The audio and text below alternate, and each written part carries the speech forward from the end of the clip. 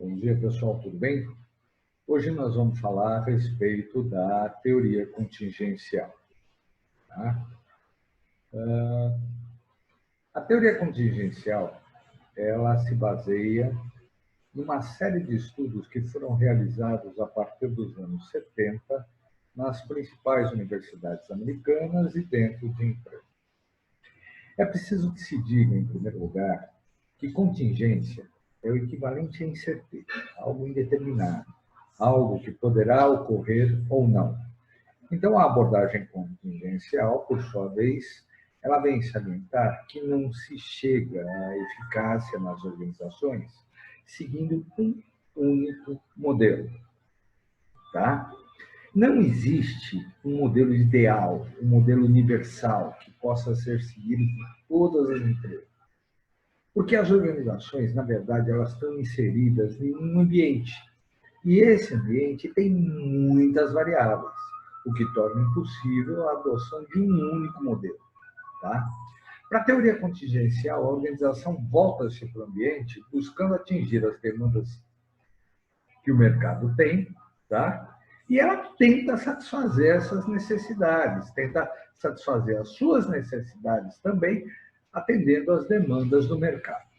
Como resultado, as suas características acabam por serem influenciadas pelo ambiente, passando a ter um comportamento condicionado. Ou seja, para cada situação imposta pelo ambiente, a organização adota um tipo de comportamento específico de acordo com a necessidade em questão. A teoria contingencial, ela surge a partir do resultado de várias teorias independentes, tá? Como eu disse no início da nossa conversa, elas foram realizadas pelas melhores universidades em algumas das boas empresas americanas. Tá? Nesses estudos, descobriu-se que a estrutura e o funcionamento das organizações eram influenciados principalmente por características do ambiente onde elas estavam inseridas. É o ambiente quem dita o comportamento que as organizações vão adotar. Tá? A visão contingencial é voltada principalmente para um modelo organizacional a ser adotado em cada situação que o ambiente impõe.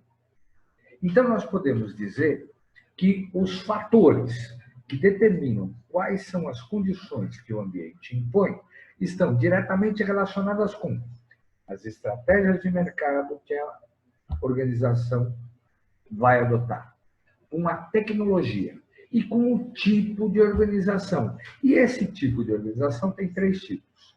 Tem a mecanicista, tem a orgânica e tem a adocracia. A mecanicista é aquela que está diretamente relacionada com aqueles organogramas que nós estamos acostumados a ver, com aquela sequência bem ordenada de caixinhas, e cada caixinha pode representar uma pessoa, ou um setor, ou um departamento, porém elas mostram uma coordenação centralizada, elas mostram cargos bem definidos, mostram tarefas simples e repetitivas, e o foco, veja bem, o foco dessa estrutura mecanicista está na eficiência. Já no modelo orgânico de organização, nós vamos ter aquelas caixinhas distribuídas, porém a comunicação entre elas, o fluxo de recursos, de informações, de processos, entre essas diversas caixinhas, ele é mais dinâmico, ele não obedece uma ordem absolutamente estabelecida, por quê? Reconhece-se que existe uma interdependência entre esses pontos. Tá? Os cargos são muito mais flexíveis, as tarefas são muito mais complexas e o foco sai da eficiência e chega na inovação. Agora, chegando na adocracia, que talvez seja a grande novidade que a gente tem a ver aí, é o seguinte. Eu vou sugerir para vocês que vocês assistam um filme chamado O Jogo da Imitação. Esse filme está disponível em várias plataformas de streaming e ele conta a vida de um inglês chamado Alan Turing. É muito interessante o filme. O Jogo da Imitação. Nesse filme, ele se passa na Segunda Guerra Mundial. Os nazistas detêm uma máquina que codifica as mensagens. Essas mensagens podiam ser interceptadas pelos ingleses, mas elas não eram compreendidas porque elas chegavam codificadas ao seu destino. Então, essa codificação era um grande desafio. Como decodificar essas informações? É formado um grupo de notáveis, tá? Esse grupo de notáveis tem um monte de gente boa, e um dos que estão lá é o tal do Alan Turing. Assistam um filme que vocês vão ver que essa equipe montada, essa equipe de notáveis, em primeiro lugar, ela tem um caráter temporário, ela é multidisciplinar, ela mostra uma equipe autônoma e autogerenciável. Nessa equipe, a autoridade ela é absolutamente descentralizada. Vocês vão poder ver em muitos momentos do filme os membros dessa equipe assumindo posições de liderança. Eu tenho que estar à frente nesse momento. Tá? As responsabilidades são fluidas ali dentro e eles têm elevada liberdade de trabalho, mesmo que outros no filme não queiram. Tá? Então, a Docracia é isso. É um grupo de trabalho com essas características. Equipes temporárias e multidisciplinares, equipes autônomas e autogerenciáveis, autoridade descentralizada, responsabilidade fluida e mutável e elevada liberdade de trabalho e poucas regras. Tá?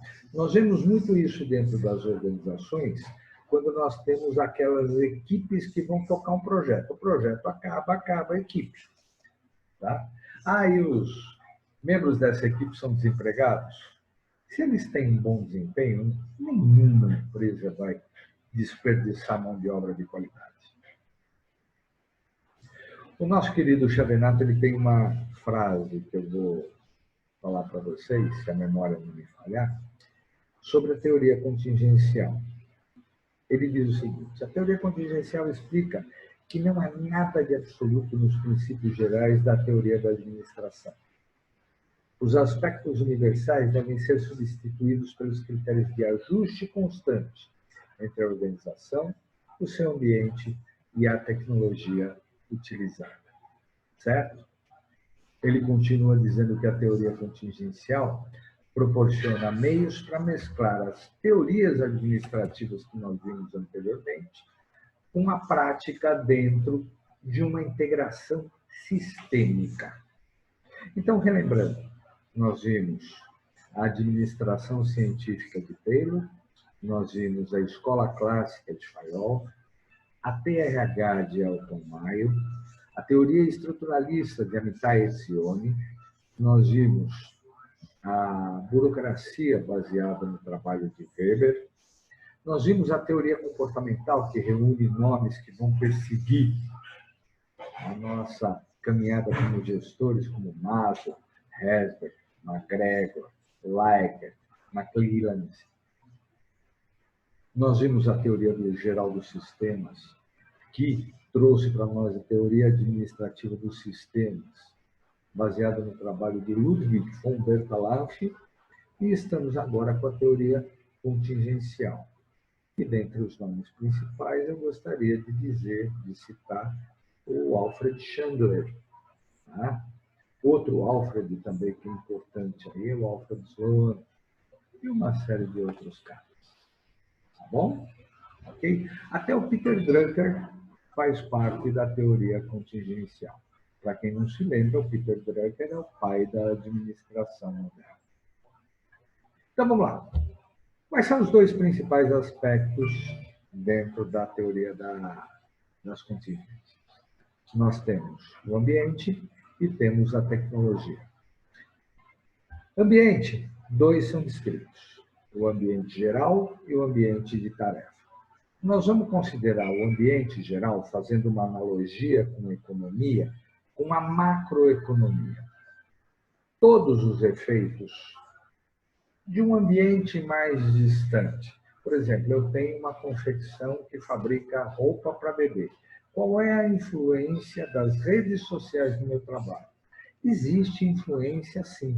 Existe influência das redes sociais na minha empresa. O ambiente legal, como as leis podem afetar o meu negócio? A situação política mesmo, como ela pode afetar o meu negócio? Aspectos econômicos, como eu disse, macroeconômicos, por exemplo, você pega a crise argentina, você pega aquele acordo entre o Mercosul e a União Europeia, aspectos ecológicos, o que o desmatamento da Amazônia pode significar para a minha fábrica de roupa de bebê. E como questões culturais, como, por exemplo, tendo uma cultura completamente diferente da nossa, a cultura muçulmana, tá? Dos países muçulmanos. Ela é muito diferente a vida. Como isso afeta meu negócio? Nós temos que reconhecer que existe, sim, uma interligação entre todos esses aspectos que nós falamos e os negócios. Isso compõe o que nós podemos chamar de ambiente geral. Já o ambiente de tarefa, nós vamos trazer para a microeconomia.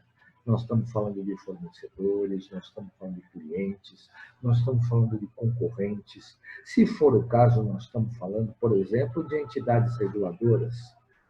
Nós estamos falando dos sindicatos, das nossas, da categoria a qual a nossa organização faz parte. Então, o ambiente de tarefa ele está um pouco mais distante, mais perto, mais próximo, pelo amor de Deus, desculpem, ele está muito mais próximo, porém o ambiente de tarefa, o ambiente geral, ele está mais distante, porém influencia diretamente o nosso negócio. Nós temos que estar de olho nele. Tá? No que diz respeito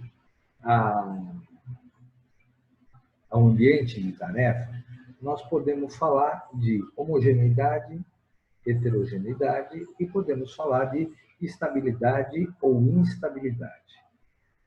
Homogeneidade. O ambiente de tarefa ele pode ser classificado quanto à sua estrutura como sendo homogêneo e heterogêneo. Tá? Ambiente homogêneo. Indústria de cimento, indústria de petróleo, indústria de commodities de uma maneira geral. Tá? O cimento que eu compro da Zebu, o cimento que eu compro da Votoran, o cimento que eu compro da Nassau, o cimento que eu compro por aí, ele tem praticamente as mesmas características, não existe muita diferença. O petróleo, não importa muito se ele vem da Petrobras, se ele vem da ExxonMobil, se ele vem da Shell ou da British Petroleum, não importa, ele é petróleo. Então, percebam como existe homogeneidade no produto final. E a forma de gestão das organizações também é muito semelhante.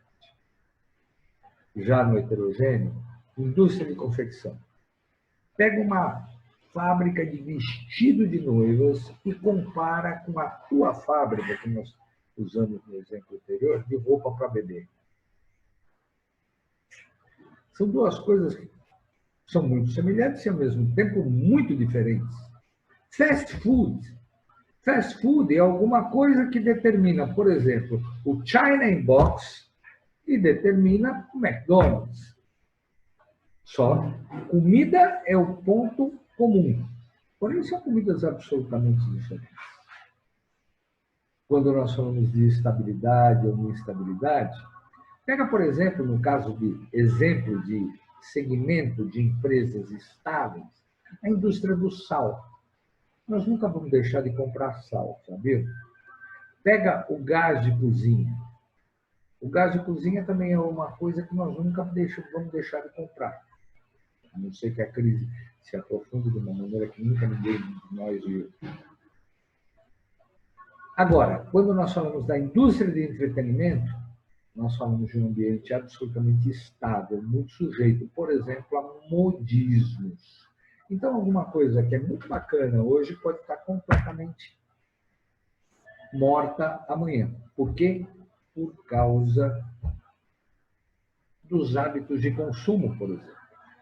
Ou quando alguma coisa aparece por causa de de um evento que é temporário. Tá? Ok? Então, seguindo em frente, vamos passar agora para tecnologia. E tecnologia nós vamos dividir em dois segmentos: hardware e software. No que diz respeito a hardware, o que é hardware?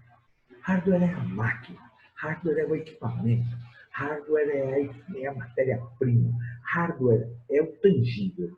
E software, já que eu usei o termo tangível para hardware, para software eu vou usar o termo intangível. É o know-how, é o que é próprio das organizações.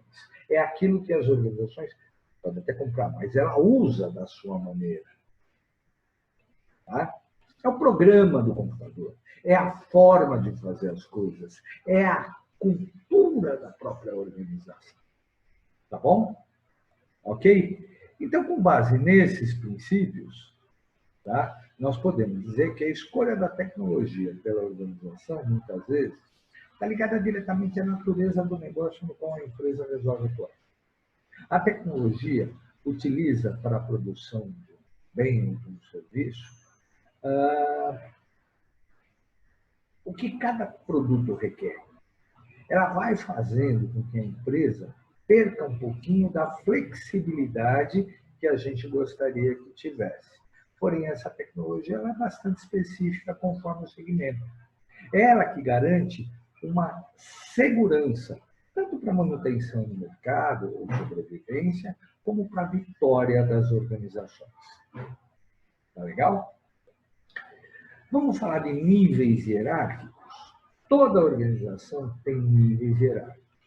Você tem o nível institucional ou estratégico, que é aquele que está lá no topo.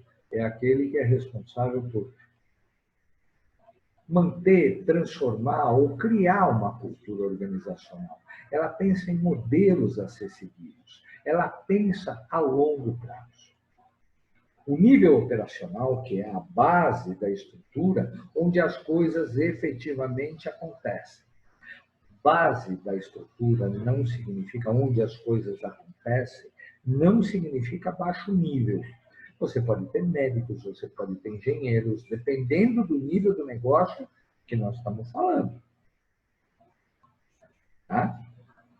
E nós temos o nível intermediário, que é o nível de supervisão e gerência, que faz a comunicação entre o nível estratégico e o nível operacional. A tendência é que no futuro, o nível estratégico, o nível intermediário possa assumir, não assumiu até hoje. Esse é um questionamento que é feito, existem muitos trabalhos científicos falando a respeito, mas até agora não assumiu. Tá bom? Então, nós vamos falar agora do arranjo organizacional ou da estrutura ou arquitetura organizacional. As organizações elas procuram enfrentar as contingências impostas pelo ambiente, impostas pela tecnologia, tá? Impostas até pela sua própria cultura, tá? Através de aplicações de estruturas organizacionais que são adequadas à sua realidade. Antes, é uma questão que passa em branco para muita gente. Estrutura organizacional, sabe o que é? Estrutura organizacional é a forma da organização. É como acontecem os fluxos de informação e recursos dentro da organização, dentro das organizações, para a geração de um resultado. Nós temos várias formas. No material que foi passado para vocês, vocês vão encontrar estrutura funcional, que é aquele organograma que nós conhecemos, a estrutura funcional, que tem a ver com as atribuições de cada departamento ou de cada pessoa, a estrutura por processos, como, por exemplo, da Receita Federal, que tem uma área de arrecadação, uma área de tributação, uma área de fiscalização e uma área de atendimento. Essas 4 áreas, elas são absolutamente independentes, mas existe uma questão de cultura e de objetivo final, que amarra essas 4 áreas. Só um minutinho, por favor, gente. Deixa eu pedir um minuto para vocês aqui. Só vou interromper aqui. Eu peço desculpas a vocês, porém é importante que se diga uma coisa. Nesse momento de pandemia, eu, como professor, estou entrando na casa de vocês, assim como eu estou trazendo vocês todos para dentro da minha casa. Eu peço mil desculpas, mas eu tenho meus pais velhinhos e era meu pai que estava me ligando aqui agora. Eu tinha esquecido de desligar o telefone, mas já desliguei agora. Vamos continuar o que nós estávamos falando? Eu estava falando da Receita Federal e da sua estrutura por processos. Então, vamos lá. Ela tem 4 departamentos, cada um desses departamentos, eles têm uma função muito bem definida, absolutamente independente uma da outra, como, por exemplo, uma é a área de arrecadação, outra área de tributação, outra área de fiscalização e, finalmente, uma área de atendimento ao contribuinte. Essas 4 áreas poderiam significar órgãos absolutamente independentes. Porém, então, dentro da mesma estrutura, por uma questão de departamento, por uma questão de objetivos organizacionais. Depois nós temos a organização matricial. A organização matricial, ela se caracteriza pela comunicação ampla, geral e restrita de todos os seus membros, não obedecendo um fluxo que para nós parece, vamos dizer assim, erradamente, mas muita gente diz que é lógico. Para mim, existe lógica na organização matricial. O que acontece é que existe a capacitação e a compreensão de cada um dos membros dessa organização para saber que a comunicação pode ir em qualquer direção, que os fluxos podem ir em qualquer direção. E, finalmente, nós temos as redes. As redes são importantíssimas. Importantíssimas porque hoje elas significam aquelas grandes organizações, aquelas de maior porte, que têm a sua produção distribuída ao longo por várias unidades dessa empresa no mundo. Tá bom? Então, meu povo, é muito legal, é muito interessante ver como as estruturas estão sendo modernizadas.